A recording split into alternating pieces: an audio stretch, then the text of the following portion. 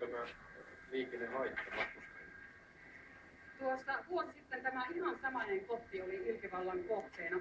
Olisiko nyt sitten aika tehdä jotain, että tätä ei tapahtuisi enää uudelleen? No, tässä on palosuojausta vahvistettu, mutta nyt näköjään joudumme edelleen vahvistamaan suojauksia, lisäämään kameravalvontaa, aitauksia. No, tilastollisesti tämä ilkivalta lisääntyy aina koulujen lopussa ja ennen koulujen alkuja. Ollaanko nyt sitten valmistauduttu ensi syksyyn? Ollaanko tehty kesän aikana jotain, että ei lisääntyisi ilkivalta? On totta, että tämmöistä pientä ilkivaltaa tapahtuu aika paljon keväällä ja sitten elokuussa. Ja meillä on kampanjoita käynnissä koulujen kanssa, tiedottajien kanssa, joissa kerrotaan näistä vaaroista ja kustannuksista, miten tästä ilkivallasta syntyy.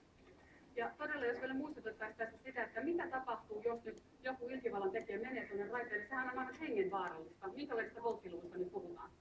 No, junat kulkee tässäkin 200 kilometriä tunnissa, ne ovat erittäin äkkiä tähän paikalle ja sitten sähköjärjestelmän jännite on 25 000 volttia. Hyvä, eli vaarallista peliä. Kiitoksia Nummeliin ja takaisin Pasilaan. Tuotyillä on